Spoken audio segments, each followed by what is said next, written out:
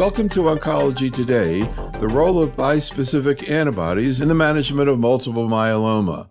This is medical oncologist Dr. Neil Love. For this program, I met with Dr. Joshua Richter from the Tisch Cancer Institute, Icahn School of Medicine at Mount Sinai in New York. In addition to this interview, there's also a video recording featuring Dr. Richter's full-length slide presentation. To begin, I asked him to comment on a central issue in the use of bispecifics and CAR-T, the practical management of cytokine release syndrome. The International Myeloma Working Group just released recent guidelines along these measures that it's a very reasonable thing to consider dexamethasone as your first line of therapy for CRS. So I work with a lot of emergency rooms to try to educate them about how to manage this, because I think right now our ERs and community hospitals will say, all right, here comes Mrs. Smith. She has myeloma. She has a fever. Let's give her vancomycin, vancomycin cultures in the midst of the floor. We need to start thinking about these toxicities, and not everyone's going to have tocilizumab, siltuximab, anakinra. So I think the approach that I would say to a lot of patients is, if you don't know, we manage these, in my mind, like COPD. How many COPD exacerbations do you give some steroids and antibiotics to cover both? We often do this in some of our patients. So starting off with Dex is not a problem if you don't have tocilizumab. It's very effective, always available. And for patients with diabetes, typically the steroids that are used are only going to be for usually somewhere between one dose or a day or two. So if during that time we provide a sliding scale coverage, it typically will settle down once we're done with the steroids. Yeah, that kind of leads into where things are now and where things are heading, particularly in terms of bispecifics as it relates to myeloma. I was kind of flashing on the fact you were talking about the overall survival benefits that's been seen with these agents, which we didn't see with transplant, which I think is kind of a message, I think a little bit. But anyhow, we can maybe talk a little bit about that later. Another thing I was kind of flashing on before we kind of get into taking care of patients in your cases is I had a little bit of a flashback to the day that teclistamab was approved. I think it was in the fall of 2022.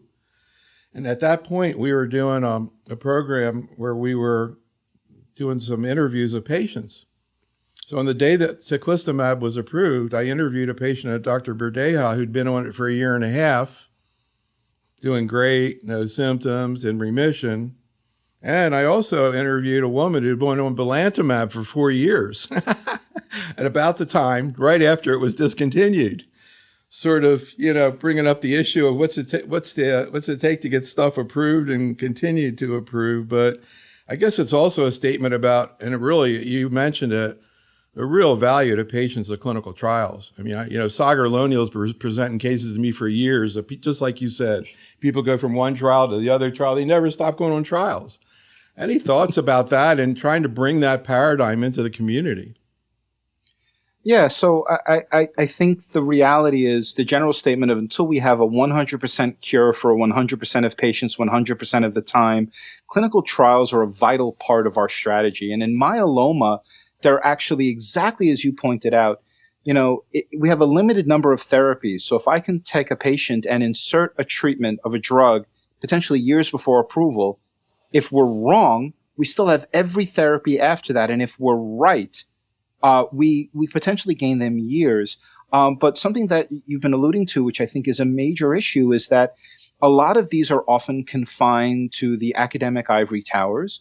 And not only does this confine it to a certain socioeconomic group of patients sometimes, but it also limits availability to other racial and ethnic groups that may not have the same access to a lot of these novel therapies. So one of the things that we've been really engaging with is trying to port out clinical trials to as many satellite sites that it doesn't have to just be, in the 30-floor academic tower, that using things like centralized CROs and working with some centralized data and research staff, but then expanding access out to community centers to provide these type of therapies.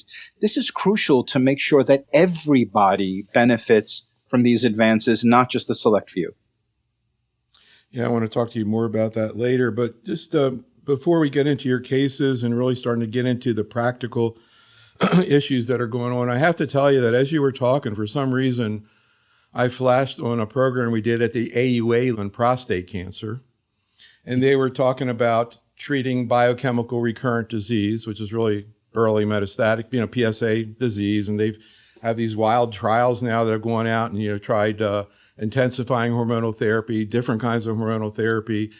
And one of the docs there, kind of was talking about his vision for the future. And he said, we're going to be using more intermittent therapy, stop and go, treat, and they get in remission, let them go off therapy using, acid. They don't necessarily need MRD because they have PSA.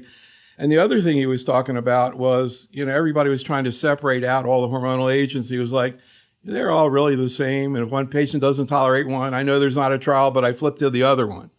And I'm like, that kind of makes sense. That's like almost a chronic disease model. Do you think that's maybe where we're heading here? Absolutely.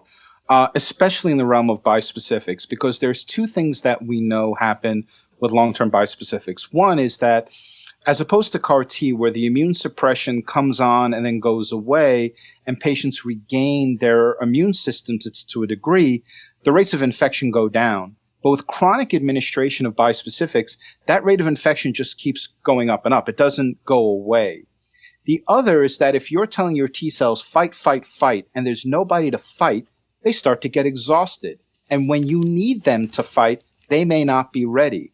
So I think your concept here is exactly the future of myeloma, where we give a fixed duration of a bispecific, either a fixed number of cycles, or we target MRD negativity, or kind of an old-fashioned solid tumor, 2 cycles beyond our deep response. Then we monitor them off therapy so that A, in the treatment-free period, they don't have the same adverse events and infections, and B, when they relapse, because ultimately everyone unfortunately will right now, their T cells are hardy and recovered and ready to fight again. Again, I could bring up CLL as another evolution, I think, in a similar direction.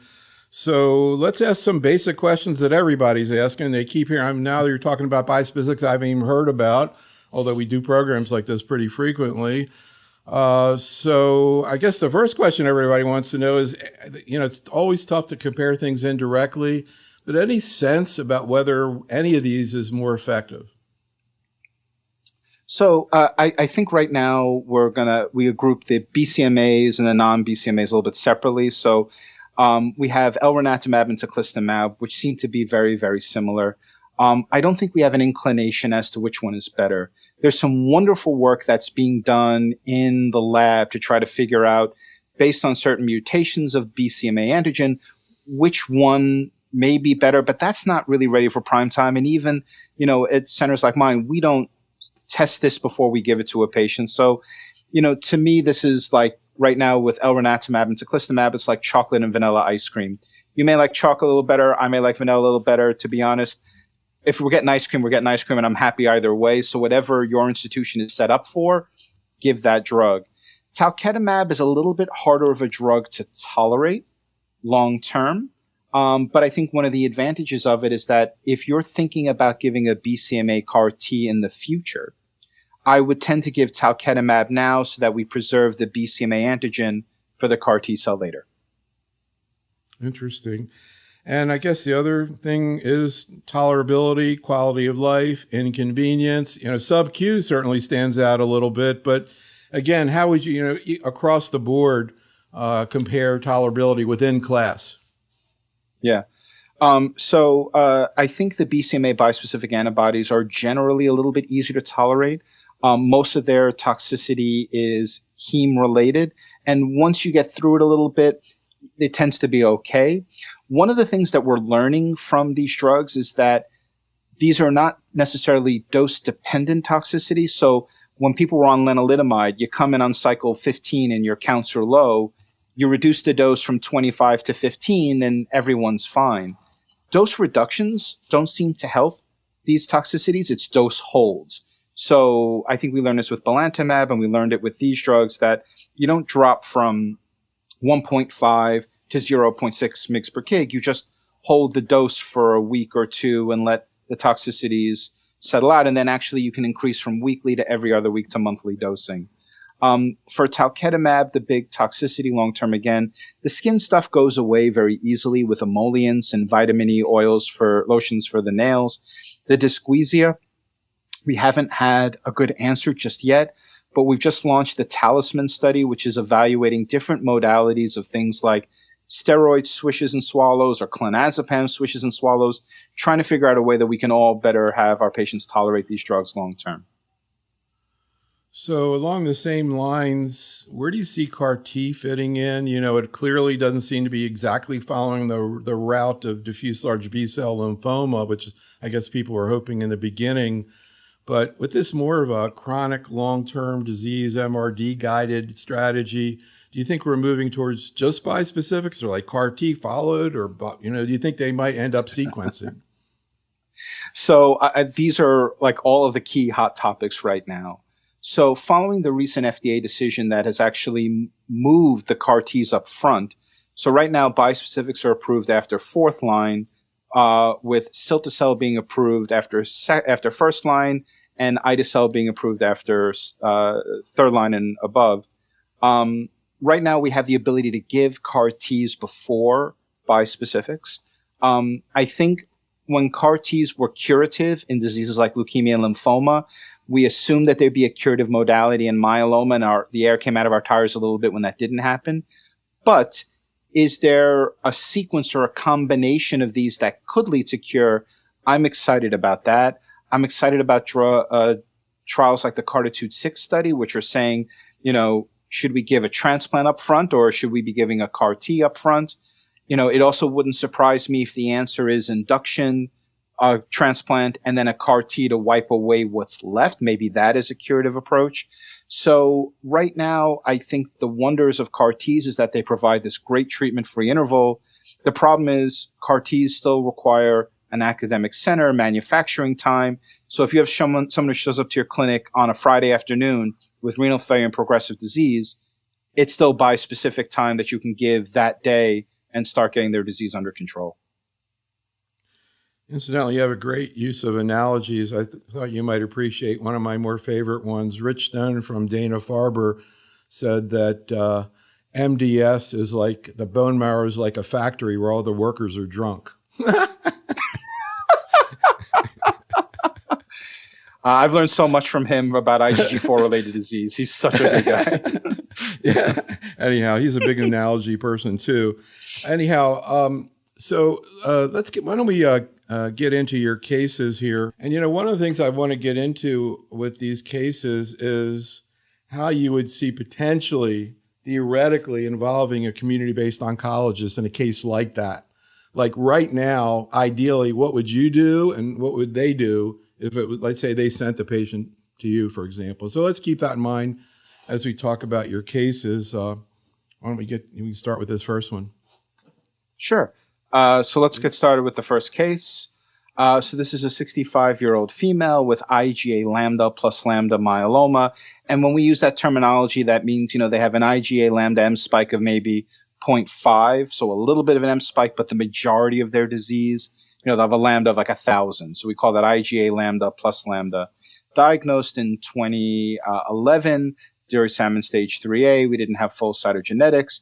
Has gone through all of the, you know, the general therapies, you know, induction, transplant, and is now pentarefractory. So refractory to lenalidomide, pomalidomide, bortezomib, carfilzomib, and daratumumab, and ultimately went on to receive therapy with linvoseltamab. Can I just ask before you go on, before you kind of get more deeper into the case, I'm just curious, this is a real patient, I guess, right? Yes. Yeah. I'm just kind of curious. Modified a little bit. Yeah. Yeah, modified for anonymity or whatever you want to do, you know. But I guess the one thing I was curious about is what this particular patient, and again, you can make it up if this is a synthesis of your people, but I was just more curious about her attitude toward being in a trial. Is that why she came to see you, or you were taking care of her from the beginning? No, she ended up, you know, I think your sentiment here is a very important one, is that I think there are certain practices where the culture of the patients is enrollment into clinical trials. I think Sagar Lonial has developed a wonderful sentiment of that at Emory, and our patients have the same thing where the myeloma patients will come and saying, okay, what trials are available to me? And they become excited, not just to help themselves, but to eventually contribute to the overall understanding of the disease. What were some of the things you talked about with her before you put her on the trial? I guess at that point you really didn't know that much about the specific drug, but kind of more what goes on with the class effects. Yeah, so we also have to start with everything of that. This drug is still on clinical trials, so we don't know if this drug will work in you or not. But we started, from prior BCMA therapies that have been out there and in others in clinical trial, that this was a very exciting area, that we knew that even patients who had progressed beyond a lot of our standard drugs, we already were seeing, even at low doses of these therapies, responses. And it's something that's strange. I think we were used to the old days of chemotherapy trials where the first X number of patients got subtherapeutic doses and they didn't really have side effects, but they didn't really respond. But with immune therapies, to me, this is like the Malcolm Gladwell tipping point, that sometimes you only need a little bit to kick off their immune system over the edge. And some of these patients, even though the phase 2 dose was 200 milligrams, we had some patients on the study at 5 milligrams who were in remission for years. Wow. Fascinating. Let's see what happened with this lady.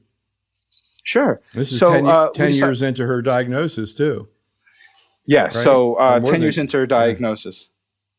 No, absolutely. And we start off with therapy with linvoseltamab. And this is where I want to get granular, because this is where the timing really comes in, because I think as these drugs move their way into the community, a kind of understanding of when the problems are likely to happen and what kind of coverage we need at night. So we gave her cycle 1 day 1 infusion. It completed around, a little after 1:20 in the afternoon.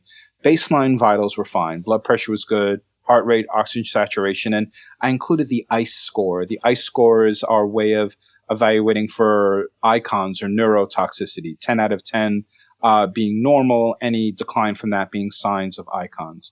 CRP and ferritin were a little on the higher side, but essentially normal. Patient had no complaints. Later on that evening at around 9 o'clock, the patient on routine vitals, again, this is in the hospital setting. So right now we're doing the majority of our step-ups in the hospital. Routine vitals, the patient starts to have a little bit of a low-grade temp. Heart rate's fine, pulse is fine, ICE 10 out of 10. The patient feels a little warm, but is otherwise no issues. Nurse calls me and I said, no, let's just keep an eye on it. But recheck the vitals in about an hour or so and give me a call. And they did. And about an hour and a half later, now the patient has a real temperature, 102.1. Blood pressure is down a little bit. The patient is now tachycardic. Oxygen sat is a little down. Again, we're still in the good 90s. ICE is 10 out of 10, but the patient is starting to have, some kind of mild rigors. And they drew labs, which of course we didn't get at the moment, but we got them back in retrospect. The CRP was starting to elevate, knowing that CRP is driven mainly by IL-6. Ferritin was starting to go up. Again, that's mainly driven by IL-1. But our first approach was to say, listen, this patient is having CRS. It's climbing in grade. We administered tocilizumab, Tylenol to help with the symptomatic fever. And again, between the insensible losses, the tachycardia, the lower blood pressure, we gave a bolus of normal saline. And ultimately, upon repeat vitals within later that evening and early the next morning, the fever went away. The vital signs returned to normal.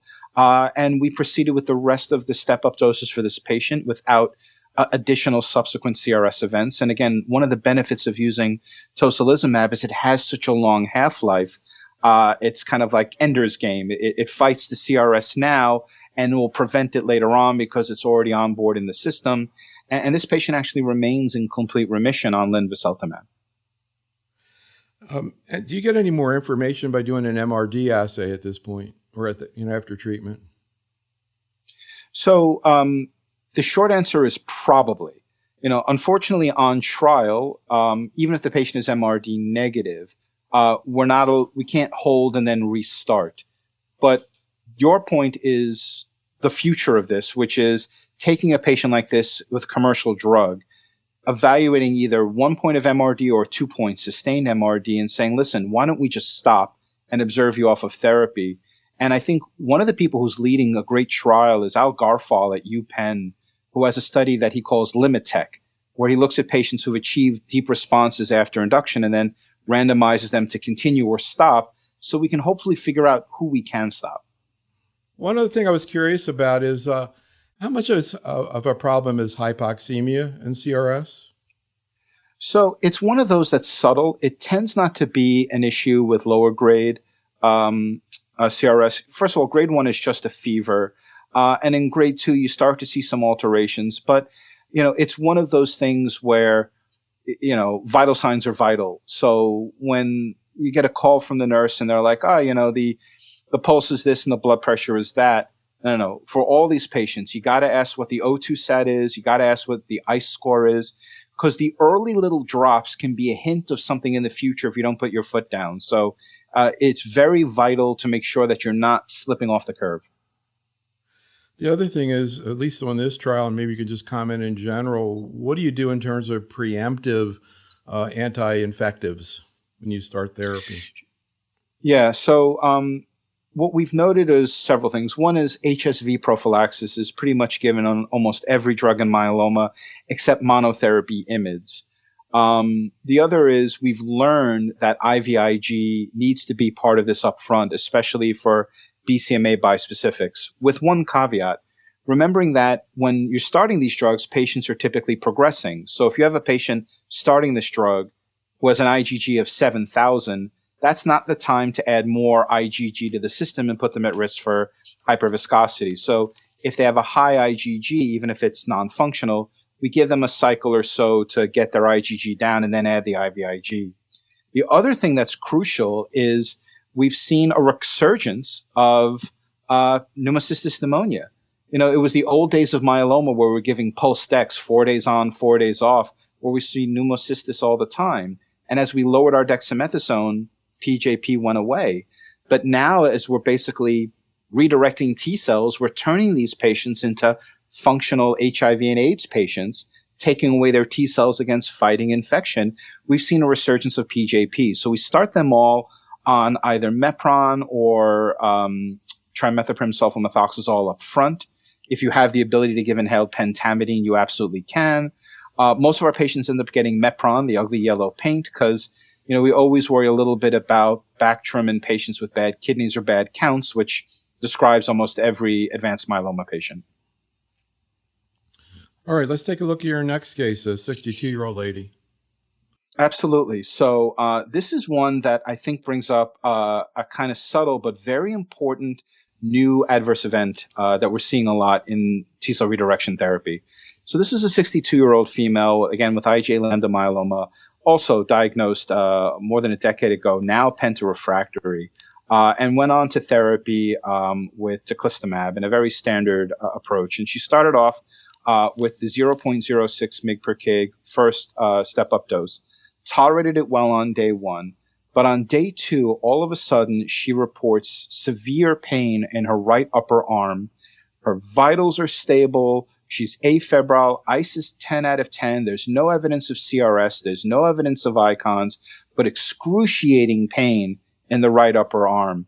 And I want to show you her former imaging just before starting therapy. And if you look in her right shoulder, the proximal right humerus, you can see this FDG avid mass, basically an in situ plasmacytoma.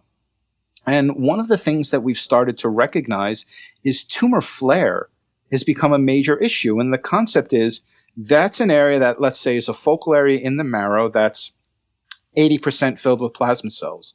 Now you activate all these T cells that rush into the area, fill the tumor that's now expanding and pressing on the inside of the bone.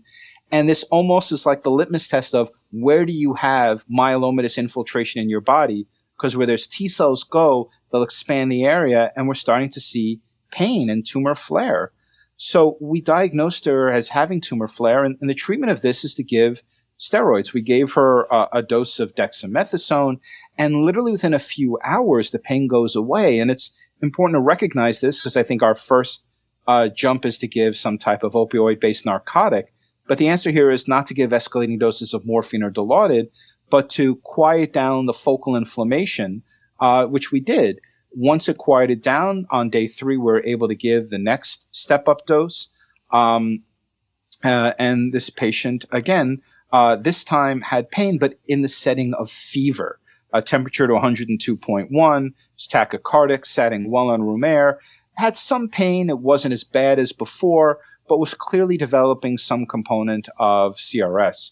And this was a case where I decided to shoot with both barrels. So we gave the tocilizumab for the CRS and the dexamethasone to do double duty, to do the duty of helping to treat the non-IL-6 driven CRS and to help with some of the recurrent pain in the arm before it got too bad. Ultimately, this quieted down the fever, it quieted down the pain, and we're able to complete the rest of the step up without any recurrent CRS or tumor flare. And just to note, these are some of her trends in some inflammatory markers, and we can clearly see here, particularly with the CRP, we're able to run real-time cytokine monitoring, but that's not going to be available at a lot of institutions. But CRP and ferritin are readily available at all institutions. And, as you're doing step up, we do check it daily because it gives us a hint. If that CRP is starting to rise, you may be heading towards a CRS or an Icahn-like event. And we can see here once the tocilizumab and the steroids were given, that CRP dropped down. It peaked at over 100 and settled down to be around 8. That's an incredible story. I never heard about that complication. Like, where do you see it? And is it always pain? Do you ever get compression of an organ, rupture or something like that? So we haven't seen any organ rupture, and it's almost always pain. And it's just always worthwhile. Again, I wish I could always do this with a retrospectoscope, looking through someone's imaging before we admit them. But what usually ends up happening is someone either in the back or the legs or the hips, just all of a sudden, it's usually during the step-up dosing, that initial rush of T cells, they get tumor flare. And we're starting to see this fairly commonly.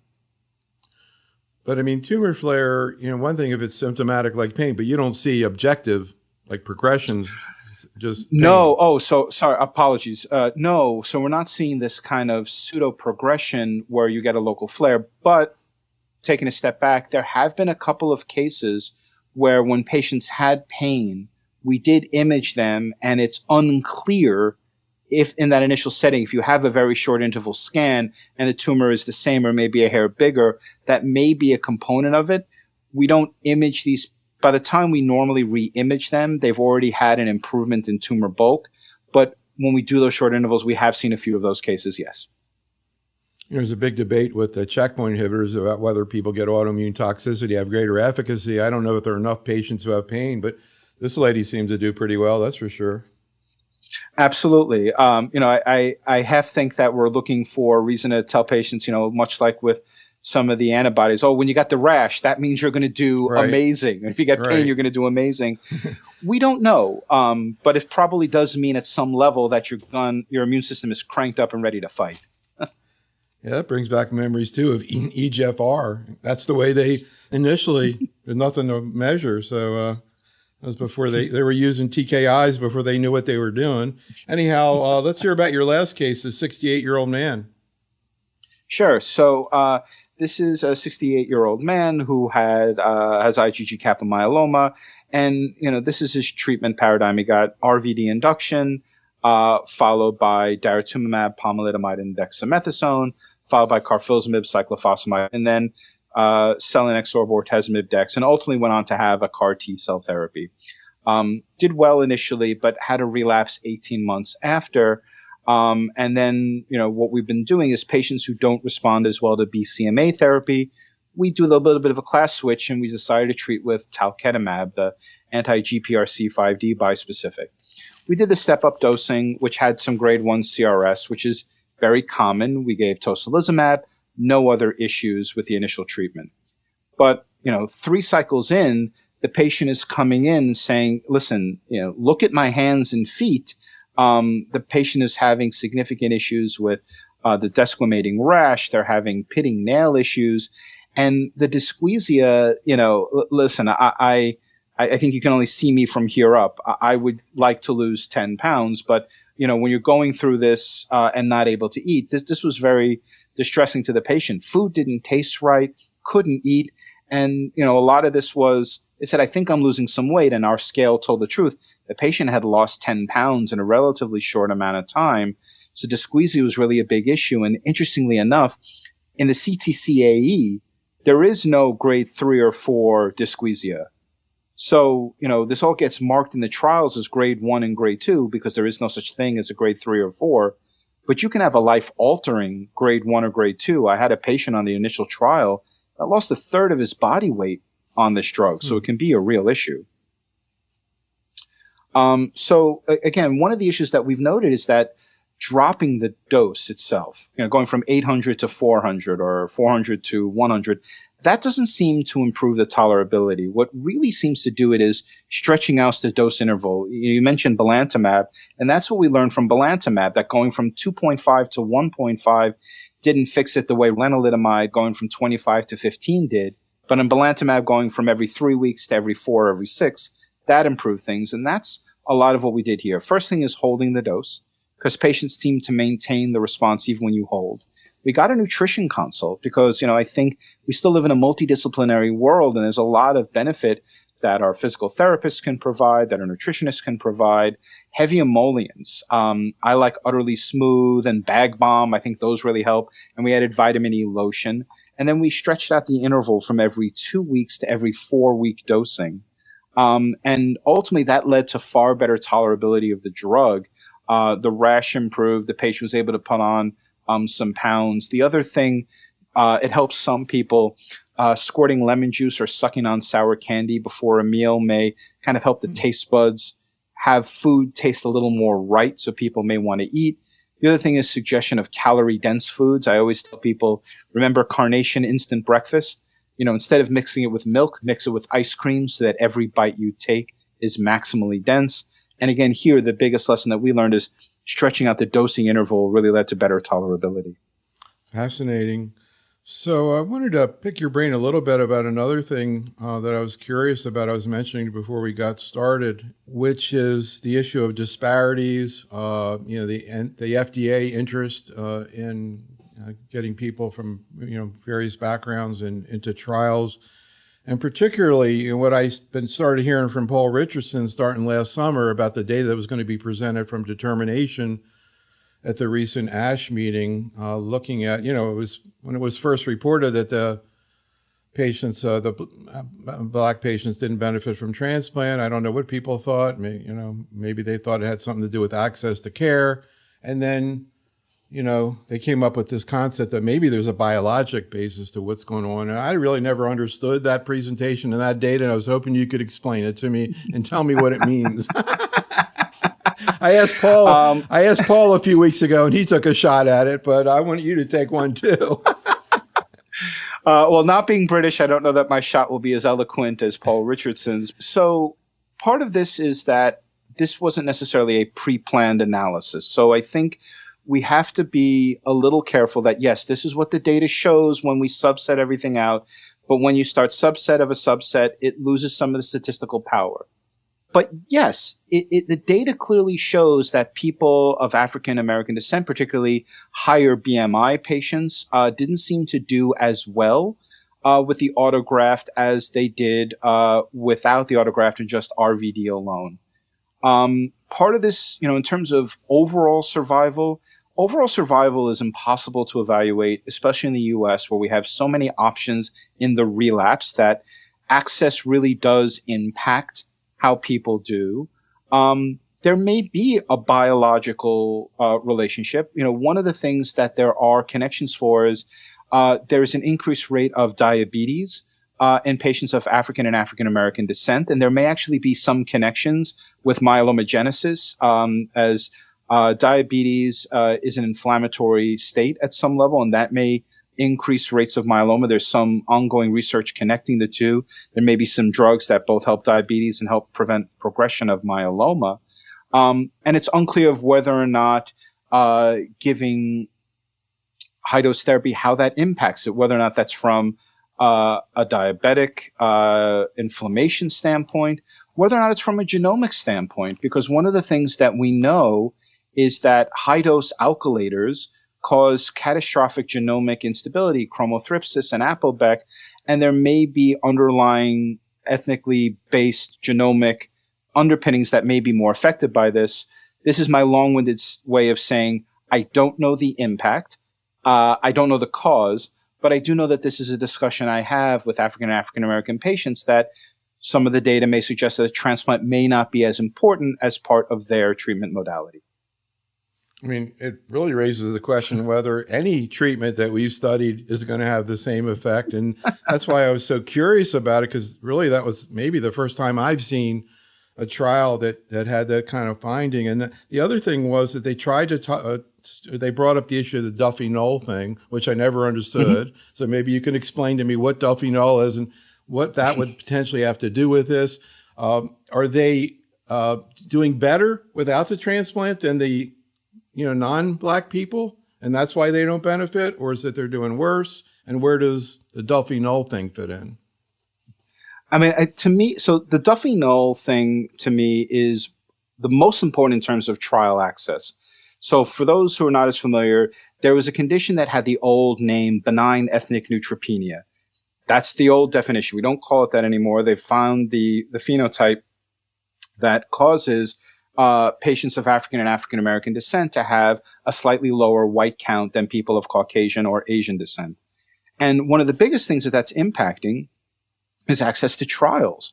We see no increased risk of infection or malignancy in patients that have a lower white count.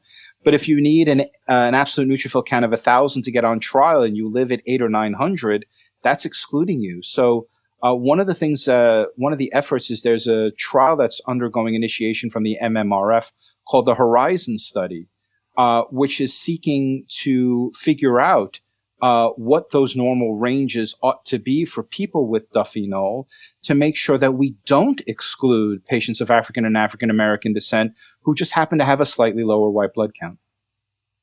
What you said really makes a lot of sense to me. I think, and particularly, so you're saying that, for example, in that trial, the Duffy null patient could have gotten excluded because they're neutropenic. Absolutely. And that's one of the reasons why, despite the fact that myeloma is the most common heme malignancy in African American patients, the African and African American patients seem to continue to represent, in general, fewer than 10% of most clinical trials in myeloma, because, not to mention, part of this is access, but the other part is some patients are excluded because of Duffy null status and not fitting an arbitrary absolute neutrophil count to gain entrance. Yeah, I was asking him how he managed to get 19%, or how they managed to get 19% of their patients African American, and I loved his answer, which was that we tried to get African American oncologists to participate in the trial. Makes a lot of sense, and probably same thing would apply to Hispanic people, et cetera. So one final thing I just wanted to run by you along the lines of, I don't know, just weird thoughts. I'm curious what you think about. You were talking about inflammation in general as an entity. And I just wanted to share with you an experience I had a couple of weeks ago with Ruben Mesa of myelofibrosis fame. And we were doing a program on myelofibrosis, and he was talking about a couple of negative trials at ASH that didn't improve symptoms compared to ruxolitinib, right? And then I said, well, what about the trial you did looking at Mediterranean diet, randomized? And they showed a difference in myelofibrosis symptoms with that. Now, I'm not, it was a small trial, but he called it a non-inflammatory diet. It's plant-based, very little fat and meats, et cetera. Any thoughts about whether diet might have some impact on myeloma? Sure. So I will give credit to Urvi Shah, who's over at Sloan Kettering. She has her Nutrivention trials, which are looking into whether or not, what the impact of dietary changes are in terms of the inflammasome and in terms of how this affects gammopathies. In my mind, I think that by the time you develop full-blown myeloma, changing diet is likely to represent a small component of your outcome relative to the therapies that we choose. However, patients with precursor disorders like MGUS and smoldering, weight loss or less inflammatory diets may have an impact in terms of those rates of progression. Because remember, as a long game, you don't need to change the rates that much to push that rate of progression past your survival. So, I always tell people, if I was diagnosed with smoldering myeloma tomorrow, here's the things that I would do. One is I would increase my turmeric and curcumin uptake. I would do that by ordering Indian food and eating lots of samosas because they're delicious. I would never eat sea cucumber because I don't like the taste. But I would hit the gym more often because I think weight loss and reducing total body inflammation may help pre-myeloma disorders prevent them from progressing. It's really interesting. I guess the thing I was also thinking about was not so much slowing the progression of disease, but maybe having an impact on, some symptomatology. For example, even CRS, maybe. I don't know. No, listen, I think one of the things that we've learned is that, we used to, just like pregnancy, we used to tell, pregnant women, we eat whatever you want. And now the message is, no, you train for it like you train for a marathon. And I think there's some component of this with especially long-term chronic cancer therapy, is that the better fit you are globally will probably impact symptoms and may even impact outcomes. Increasing exercise, better sleep, better nutritional health. It can only help in a lot of these scenarios. Are there trials looking, at the earlier stage disease, looking at lifestyle interventions out there? Yeah, one of Irvi Shah's Nutrivention studies is looking at it. The difficulty with some of these studies is that, if we take MGUS, which has a rate of progression of around 1% per year, these are the type of trials that you're going to need potentially years, if not decades, to show the impact. And beyond that, it's a little hard to control for dietary indiscretions. I say that as I'm thinking about cookies as we speak. It's hard to control for that over a long period of time. This concludes our program. Special thanks to Dr. Richter, and thank you for listening. This is Dr. Neil Love for Oncology Today.